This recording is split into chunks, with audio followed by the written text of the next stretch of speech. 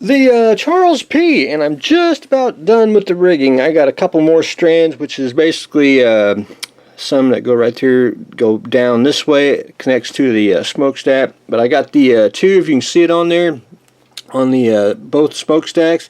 Now they're a little long. I always like to cut them a little bit longer.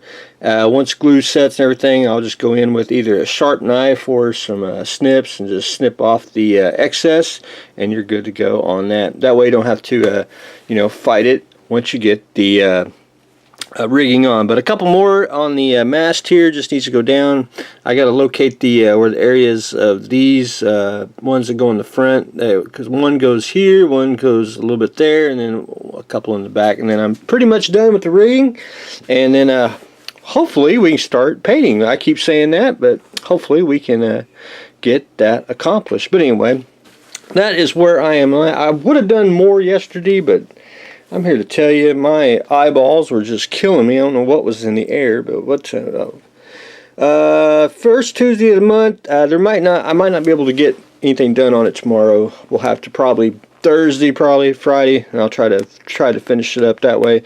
It's always hard to do it after the day after the model club meeting, because we like to BS in the parking lot. But anyway, one thing I had to go and rebuy some needle bottles here, and you can get them different sizes. You can see they're different thickness of the needles, and I had to go, mine were just completely gone, and I had to go get some new ones, and I'm getting low on Mr. Super Glue, as you can tell by the what I had to pour left in there. But the needle bottles do help when you need to do precision accuracy. Sometimes you have to do the toothpick method, and sometimes the needle bottle just works out even a lot more. But anyway, I had to go stock up and get some more of those, because I do go through those a lot. But anyway, Charles P, hopefully we can get a little more done. Don't want to be a broken record, but we're slowly getting all the rigging on. The RC Trans Am. Last I left off, I got the headlights on, and got all the stickers off. I still need to clean it. I've just been neglecting to do that here lately.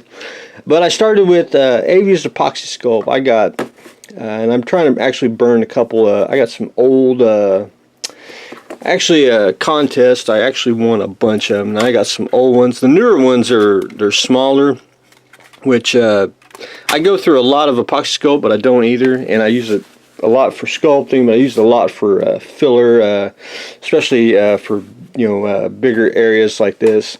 I got one side down. I'm going to put in another one, hopefully probably tomorrow, get that filled in, and I'm going to put one more wad of epoxy sculpt, and I'll try to resculpt the hood here, and it should be good to go. I may have to do a little light sanding on it, but anyway, other than that, it'll be a rock hard solid, and it should take a pounding if this thing gets hits a wall or anything like that. But anyway, that is where I am on the RC Trans Am. The airliners, I'm going to call them done. I went ahead and got the decals on. I took Mr. Blue here, finished painting the blue stripes on that the decals actually had to cut off, and I went ahead and took Mr. Future and put another coat of Future on there, so we're good to go on that. And I'm just going to let it dry for a day, and then I'm going to get these off the workbench. I'm probably going to take probably a week off from. I don't want to be burned out on airplanes, so I'm going to take a week off from that, and then I'll start the other ones fairly soon. But anyway, I'm going to let these dry today and tomorrow, and then I'm going to ship these off to its new home. And I need to get a new top for my workbench here. It's gotten a lot of paint, a lot of glue, and I need to get the Orca name off, because I've already done that project, and that one's pretty much gone. But anyway, the airliners are finished, and a lot of you may not know, I do a lot of models. I also do a lot of, and I'll just have an example here, I do a lot of toys, I sell a lot of toys, and I do a lot of repair a lot of toys. And this is a stable door for basically like American Girl. That's big old 18-inch dolls. It's not American Girl, it's like our generation's cheap version. Anyway, the one door was completely broke off the stable, and I went ahead and bought it because I thought it's pretty easy to fix. One side of the door was perfect shape, so I used it as a template. And I noticed one thing about it's made of all wood, and it's actually the weight is the problem with it. It's got 2 hinges, and it broke off from there. So to fix that, the weight problem, and to make the door functional, I took I call it cheap foam board. You can get this for like 80 cents at Walmart. I like it because it's just the texture on it is just almost wood-like. So when you airbrush it and paint it, you can see a little bit of like wood grain when you cut it. It's very simple. I cut out basically one sheet, and I traced the lines for the wood panels, and there you have it. Now all I gotta do is match the pink, which is pretty close to Tamaya's pink. So I'm probably just gonna get a spray can and spray it, and I'll take the door handles off and get them on, and it'll be functional with the hinges, and you'll be good to go on that. But anyway, I do this a lot.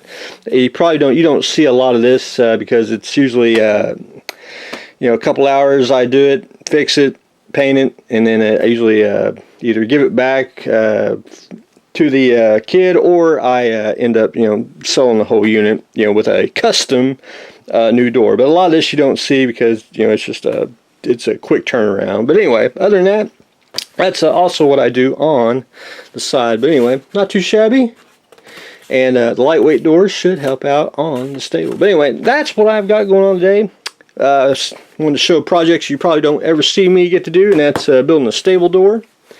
We're finishing up the airliners, RC Trans Am, starting to get some ABS epoxy sculpt, and the rigging continues on the Charles P. So that's what I got going on today, so stay tuned for the next exciting episode.